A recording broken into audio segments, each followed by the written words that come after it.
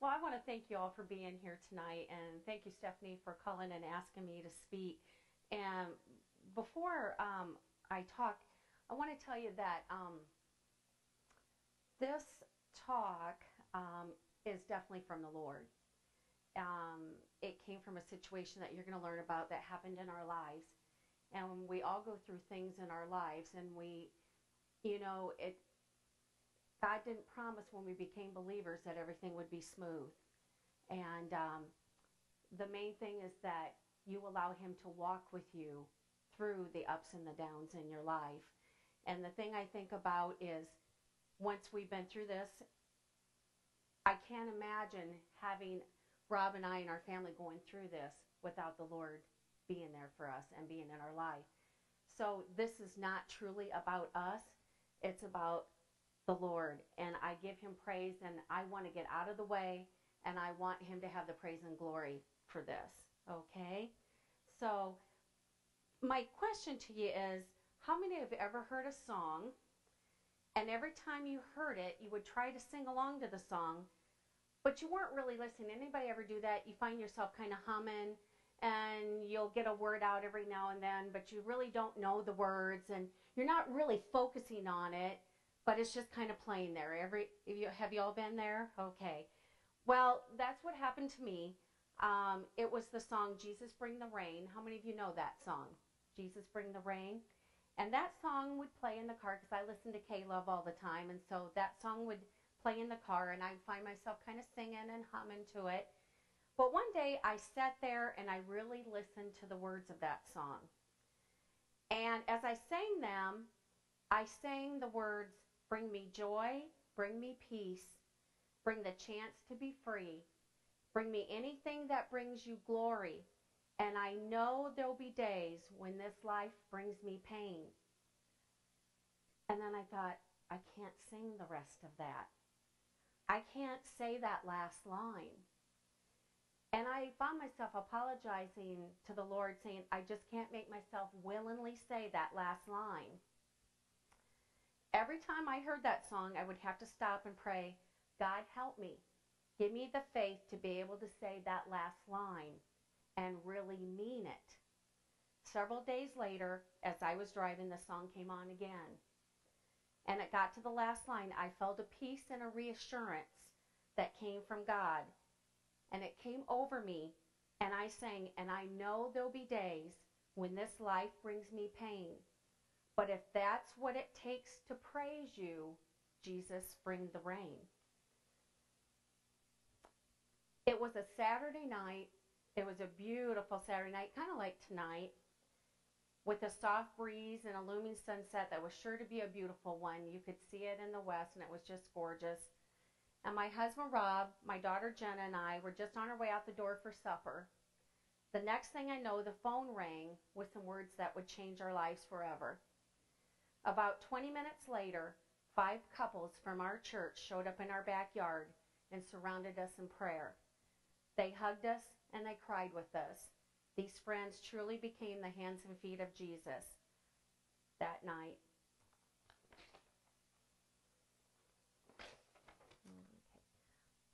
Let's go back just a few months ago.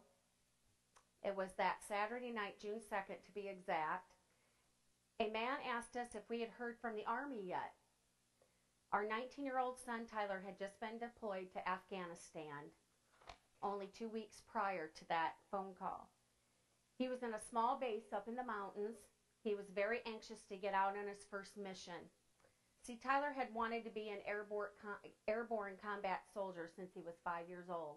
I remember at his 5-year birthday party, he had his little fatigues on and his little machine gun, and we have pictures. I mean, that's all that boy thought about from the time he was 5 years old, was wanting to be in the Army and be a soldier. He signed up for the Army at the end of his junior year, and he anxiously waited to leave in July of 2006. The man on the phone said again, "My name is Mr. Rice, and has the Army contacted you yet?" We kind of thought this was a joke, and we said, well, why would they? And he proceeded to say, "Your son was seriously injured in Afghanistan last night." I remember stopping dead in my tracks. standing there not knowing what to think or what to feel.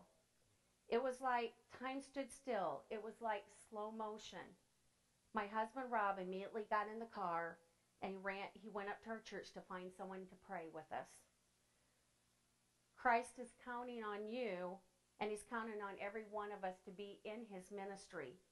He's not necessarily calling us to be a pastor like Pastor Cindy, but he does want to make his love real to others, and he reaches out to us so that we can reach out to others and show his love. His grace that you've received, he wants us to bring healing rain to those who are hurting. Christ has given you the responsibility to carry forward his ministry of love into the world. Christ simply calls you to do your part. None of us can do all that's needed, but we can put on the face of Christ to our friends and that to people only you personally can reach.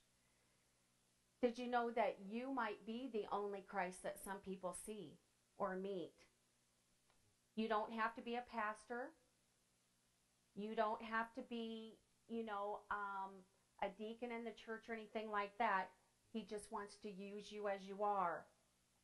It says in Hebrews 7:23-25 that Jesus lives forever, and that because he died on the cross for us, we can come to God through him.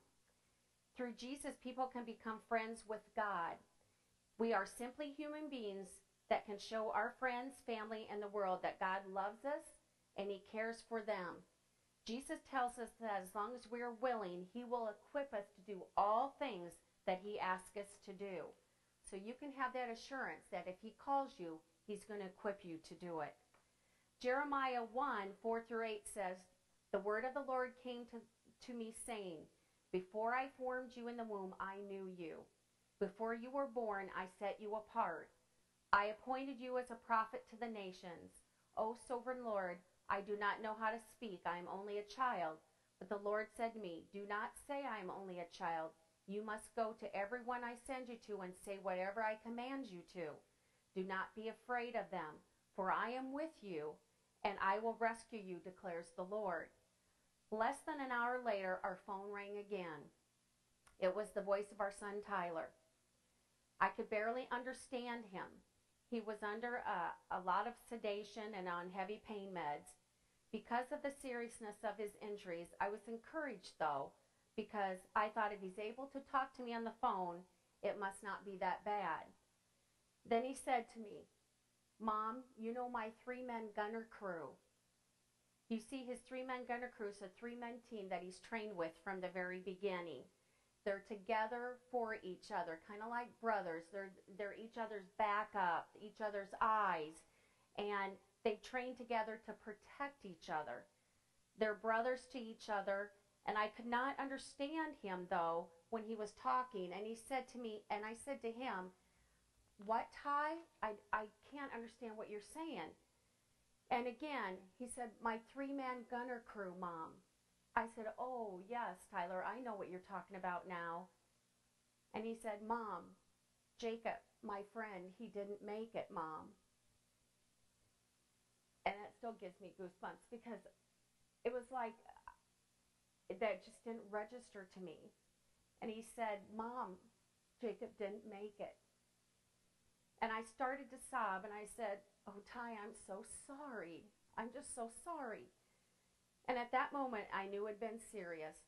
Tyler was flown to Germany, where he stayed in the hospital for 4 weeks. They fought to keep Tyler's legs so they wouldn't have to amputate it. I found out later that they kept a crash cart beside his bed the first week because they didn't think he would make it due to the massive blood loss.